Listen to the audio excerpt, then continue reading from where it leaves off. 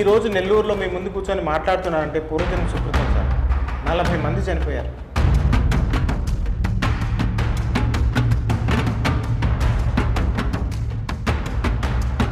ఆ రోడ్లో నేను ప్రయాణం చేసిన 1999లో కార్గిల్లో. ఒకే రోడ్డు మధ్యలో జవహర్ టన్నల్ అని ఒకటి ఉంది. ఆ టన్నల్ మంచు కురిసిందంటే 2-3 రోజులు మూసేస్తారు. ఈ సంఘటన జరగక ముందు 3 రోజులు ఆ టన్నల్ మూసేశారు. కన్వాయ్లో సహజంగా 500 మంది 600 మంది పోతారు. ఈ కన్వాయ్లో 2500 మంది ఉన్నారు. 45 వెహికల్స్ ఉన్నాయి. ఆ కన్వాయ్లో నేను ప్రయాణం చేస్తున్నా, వన్ ఆఫ్ దోస్ కన్వాయ్స్. ఎలా ఉంటుందంటే చుట్టూ కొండలు, స్టీప్ స్లోప్స్, రోడ్డు ఒకటే, మీరు ఎక్కడికి పోలేరు. బండైనా లోపల పడిపోవాలి, లోయలో పడిపోవాలి. ఎవరన్నా కాల్ చేసి అంబులెన్స్ రావాలన్నా మళ్ళీ జవహర్ టన్నల్ క్లోజ్ అయిపోయింది. అక్కడ జరిగింది. ఆ జమ్మూ నుంచి దాటిన తర్వాత పుల్వామా జిల్లాలో అవంతిపూర్ అనే దగ్గర కార్ నిండా బాంబు పెట్టుకుని ఫెయిల్ చేశారు. హృదయ విదారకం అంటే ఊహించలేదు.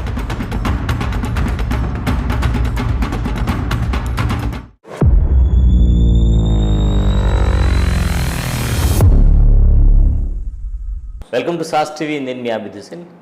ఈరోజైతే ఒక విశిష్ట అతిథిని పరిచయం చేయబోతున్నాను. ఎందుకంటే దేశ సమైక్యత, సమగ్రత మనందరి బాధ్యత. అయితే ఈ దేశాన్ని కాపాడటంలో మొదట మేము ఉంటాము అని చెప్పి మనకు ముందుండి ఈ దేశాన్ని కాపాడేటువంటి సైనికులకు మనం ఎప్పుడు కూడా జీవితాంతం రుణపడి ఉన్నా కూడా వాళ్ళ రుణమైతే తీర్చుకోలేం. అటువంటి వాళ్ళలో ఒకరు retired wing commander Shyam Prasad గారు. మరి వారిని ఈరోజు స్టూడియోకి ఆహ్వానిద్దాం. నమస్కారం సార్, వెల్కమ్ టు స్టూడియో. నమస్కారం అండి, చాలా సంతోషం. 28 ఏళ్ల పాటు వింగ్ కమాండర్గా ఆయన సేవలు అందించారు. అలాగే ప్రధానమైనటువంటి కార్గిల్ వార్లో ఆయన పాల్గొన్నారు. మరి ఆ వార్ విశేషాలు, అలాగే ఫిబ్రవరి 14, 2019లో జరిగినటువంటి పుల్వామా దాడి నేపథ్యంలో మనం ఫిబ్రవరి 14ని ఎంతోమంది ప్రేమికుల రోజు అని జరుపుకున్నా కూడా మన దేశం విషయానికి వచ్చేటప్పటికి ఇది ప్రేమికుల రోజు కాదు, బ్లాక్ డే. సో ఈ బ్లాక్ డే రోజు ఏం జరిగింది, ఆ రోజు అక్కడ 2019లో జరిగినటువంటి ఇన్సిడెంట్ ఏంటి, ఈ వివరాలు కూడా ఈరోజు కార్యక్రమం తెలుసుకుందాం. నమస్కారం సార్. సార్, ప్రధానంగా సైనికుడు అనగానే మనలో ఒక దేశభక్తి భావం అనేది పిలుపుతుంది. సో ఆర్మీ కావచ్చు, నేవీ కావచ్చు, ఎయిర్ ఫోర్స్ కావచ్చు, ఎవరైనా కూడా దేశ సరిహద్దుల్లో మన కోసం అహర్నిశలు వాళ్ళు పగలు రాత్రి అంటూ కష్టపడుతూ మనం హ్యాపీగా బతకడానికి వాళ్ళు కారణమవుతున్నారు. మరి ఈరోజు సార్ని అడిగి ఆ వివరాలు, అలాగే పుల్వామా అటాక్ ఎలా జరిగింది ఏంటి, ఆ వివరాలు కూడా తెలుసుకుందాం. సార్, ముందుగా ఈ ఆర్మీ, నేవీ, ఎయిర్ ఫోర్స్ వీటిలో చేరడానికి ప్రస్తుతం జనరల్గా మనకు ఈ అగ్నివీర్ జరుగుతుంటుంది కదా. సో అగ్నివీర్కి సంబంధించి అసలు క్వాలిఫికేషన్స్ ఏంటి, అక్కడికి వెళ్ళాలి అంటే ఎలా? చాలా మంచి ప్రశ్న అడిగారు సార్. ముందుగా ప్రేక్షకులందరికీ నా నమస్కారాలు. ప్రస్తుతం అడ్వర్టైజ్మెంట్స్ పడున్నాయి అగ్నివీర్, వాయు, ఆర్మీ, నేవీలో. అగ్నివీర్ అనేది కొత్తగా తీసుకొచ్చిన స్కీము. అంతకుముందు మేము ఎయిర్మన్ అనేవాళ్ళం, సెయిలర్ అనేవాళ్ళం, సోల్జర్ అనేవాళ్ళం. ఇప్పుడు ఈజీగా ఉంది, అన్నీ ఒకచోటే చేయొచ్చు. దీంట్లో గొప్ప విషయం ఏంటంటే 10th క్లాస్ వాళ్ళు అప్లై చేయొచ్చు, +2 క్వాలిఫికేషన్, ఇంటర్ క్వాలిఫికేషన్ అప్లై చేయొచ్చు, డిగ్రీ వాళ్ళు అప్లై చేయొచ్చు. అన్నిటికీ కూడా ఒకటి రిటర్న్ పరీక్ష ఉంటుంది, రెండోది ఫిజికల్ టెస్ట్ అంటారు, దేహదారుఢ్య పరీక్ష, మూడోది మెడికల్ టెస్ట్. ఈ మూడిట్లో కూడా చాలా ఈజీగా అందరికీ అవైలబుల్గా ఉండే స్థితిలో మనకి స్కీమ్ కొత్తగా తెచ్చారు. అంటే నేను జాయిన్ అయినప్పుడు 1990లో ఇలా లేదనమాట. ఎక్కడ టెస్ట్ ఉందో తెలీదు, పేపర్లలో చూసుకోవాలి, ఎంప్లాయ్మెంట్ న్యూస్లో ఎత్తుకోవాలి. ఇప్పుడు అలా కాదనమాట. అందరి దగ్గర మొబైల్స్ ఉన్నాయి కాబట్టి క్వాలిఫికేషన్ ఏంటి, రిటర్న్ టెస్ట్ ఏముంటుంది, మెడికల్ టెస్ట్ ఏముంటుంది, రన్నింగ్లో ఎన్ని నిమిషాలు పరిగెత్తాలి, స్ప్రింట్లో ఎంత టైమింగ్స్ అన్నీ కూడా స్పష్టంగా ఉన్నాయి. నాకు అవకాశం ఇస్తే నేను కూడా చెప్పగలను. ఎందుకంటే ఏప్రిల్, మే కాంపిటేటివ్ ఎగ్జామ్స్ టైంలో ఈ నెలల్లో చాలామంది యూత్ దీనికోసం ఎదురు చూస్తున్నారు. ప్లస్ మంచి జీతాలు, పోస్టింగ్స్ కూడా బాగుంటాయి, ఫ్యామిలీని కూడా చూడొచ్చు. 3 నెలలకు ఒకసారి, 6 నెలలకు ఒకసారి వచ్చే అవకాశం ఉంటుంది. తర్వాత జీతాలు బాగుంటాయి, దేశం తిరిగే అవకాశం ఉంటుంది. ముఖ్యంగా దేశానికి సేవ చేయాలని తపన పడే యువతలకి చాలా మంచి అవకాశం. రైట్ సార్, దాని గురించి కూడా ఖచ్చితంగా ఒక ప్రత్యేక కార్యక్రమం అయితే చేద్దాం. సో మీ విషయం తీసుకుంటే మీకు అంటే ఎయిర్ ఫోర్స్లో జాయిన్ కావాలి అని ఎందుకు అనిపించింది? మంచి ప్రశ్న వేశారు సార్. ఎక్కడో వెళ్ళిపోయాను నేను. ఒక విశ్రాంత వింగ్ కమాండర్ కథ, నా జీవన ప్రయాణం జన్మ జన్మల పుణ్యఫలం, నా జీవన ప్రయాణం అనిర్వచనీయం అయినా ట్రై చేస్తాను. ఓకే. మా నాన్నగారి పేరు వల్లూరు సత్యనారాయణరావు, కోడూరు సత్యంగా నెల్లూరు వాళ్ళందరికీ పరిచయం. మా అమ్మగారి పేరు వల్లూరు రంగనాయకి. మాది కోడూరు బీచ్, కోడూరు దగ్గర ఇక్కడ.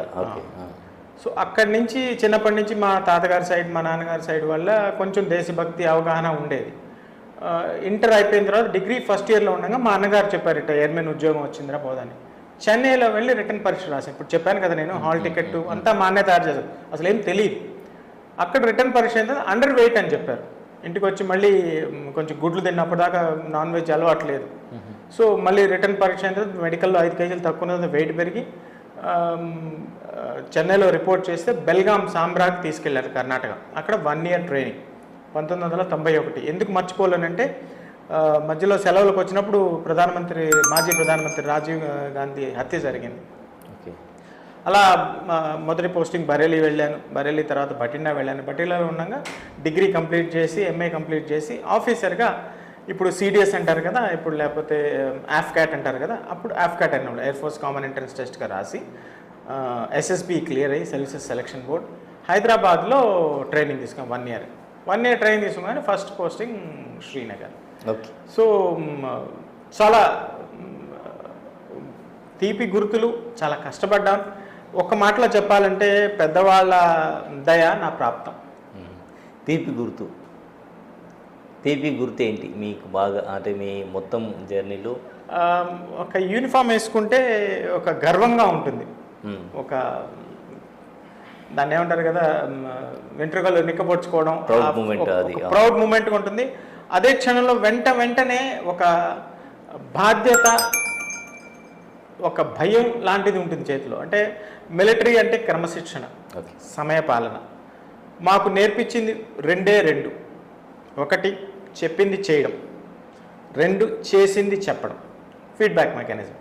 సో ఒక మన సీనియర్ కానీ మన బాస్ కానీ మన పై అధికారి కానీ ఒక మాట చెప్పారంటే చేసేయడం అంతే.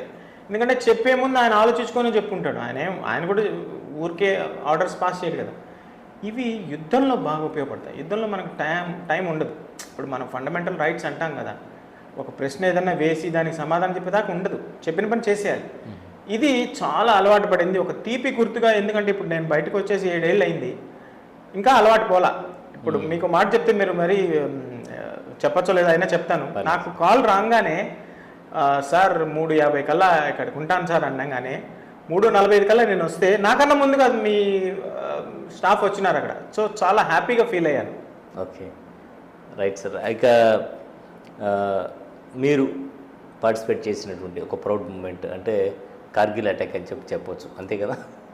మీ లైఫ్లో మర్చిపోలేనటువంటి ఇన్సిడెంట్? చాలా చిన్నవి. నేను చెప్పాను కదా, హైదరాబాద్లో ట్రైనింగ్ అవ్వగానే కొంచెం ఎక్స్పీరియన్స్ ఉంది. 9 ఏళ్ళు. అప్పట్లో ఫస్ట్ పోస్టింగ్ బరేలీ అన్నాను. అప్పుడు అయోధ్య ఉద్యమం జరుగుతుంది, పెద్ద గొడవలు. Bareilly nearest air base. Okay. అక్కడి నుంచి మిలిటరీ స్టాఫ్ అంతా విమానాలు రావడం దిగడం స్టాఫ్. ఉత్తరప్రదేశ్ అంతా అలా కల్లోలంగా ఉండింది. తర్వాత నెక్స్ట్ బఠిండా వెళ్ళాను. మంచి మిలిటెంట్ పంజాబ్ ఖలిస్తాన్ ఉద్యమం జరుగుతుంది. అప్పుడు ముఖ్యమంత్రిని చంపేశారు, పంజాబ్ ముఖ్యమంత్రిని. అది ఒక ఎక్స్పీరియన్స్. ఆ తర్వాత శ్రీనగర్లో కార్గిల్ యుద్ధంలో ఎంత అప్పుడు నా వయసు 27 ఏళ్ళు అండి. ఏం తెలుస్తుంది 27 ఏళ్ళకి? ఇంటి పక్కన కూర్చున్నావా, అమ్మ నాన్న మాట విన్నావా, బుద్ధిగా కాలేజీకి వెళ్ళావా, లేదు అదృష్టం బాగుండి ఉద్యోగం వచ్చిందా, అప్పుడప్పుడు ఉద్యోగం. శవాలు గుట్టలు ఇంజర్డ్ వాళ్ళు వస్తున్నారు. దీన్ని కార్గిల్ స్టార్ అంటారు. యుద్ధంలో పాల్గొన్న వాళ్ళకి మాత్రమే. ఇవన్నీ మిగతా యుద్ధంలో ఉన్నాను కాబట్టి మెడల్. ఇది స్టార్. నాకు తెలిసి నెల్లూరులో అతి కొద్ది మందిలో నేను ఒకటి అనుకుంటా. అంటే ప్లస్ బతికి మీతో మాట్లాడుతున్నాను కాబట్టి. సో అది ఒక తీపి గుర్తు, ఒక మెమరీ. కానీ చాలా భయపడ్డాం ఆ క్షణంలో. ఎందుకు సార్? యుద్ధం అంటే మనం ఏం చేస్తున్నాం, ఏంది ఇక్కడ ఎందుకు వచ్చాననే ఒక భావన వచ్చేస్తుంది. ఉన్నట్టుండి ఎక్కడ నెల్లూరు, ఎక్కడ కోడూరు, ఎక్కడ శ్రీనగరు, ఎక్కడ కాశ్మీరు, మనకేం సంబంధం, ఒక వైరాగ్యం వంటి భావన వచ్చేస్తుంది. ఎందుకంటే రోజు చావులు చూడాలి, రోజు సైరన్ల మోత, గన్ను పెట్టుకొని తిరుగుతుండాలి, అన్నం టైంకి అన్నం తినలేము, తర్వాత విమానాలు వస్తున్నాయి పోతున్నాయి, తర్వాత మళ్ళీ మధ్యలో అప్పట్లో శ్రీనగర్లో ఏమన్నారంటే మీరు కింద నుంచి వస్తున్నారా అంటారు. అంటే కొండల మధ్యలో శ్రీనగర్ ఉండేది. సో మీరు కింద నుంచి వస్తున్నారా అంటే మీరు కిందకి పోతున్నారా, మీరు పైకి వస్తున్నారు, మీరు కింద ఎంతమంది వచ్చారు, వాళ్ళ శవపేటికలను సిద్ధం చేయడం, దాని మీద ఫ్లాగులు వేయడం, వాళ్ళ పేర్లు సరిగ్గా ఉన్నాయో లేదో చూడడం, వాళ్ళకి మెసేజెస్ ఇవ్వడం. రెడ్ క్రాస్ నుంచి చాలా సామాన్లు వచ్చాయి, దేశం మొత్తం మీద నుంచి ప్రజలు చాలా వస్తువులు పంపించేవాళ్ళు, వాటన్నిటి అకౌంట్ అన్ని కూడా మీది ఎయిర్ ఫోర్స్. నేను అడ్మినిస్ట్రేటివ్ ఆఫీసర్గా ఉన్నాను. Srinagar closest base.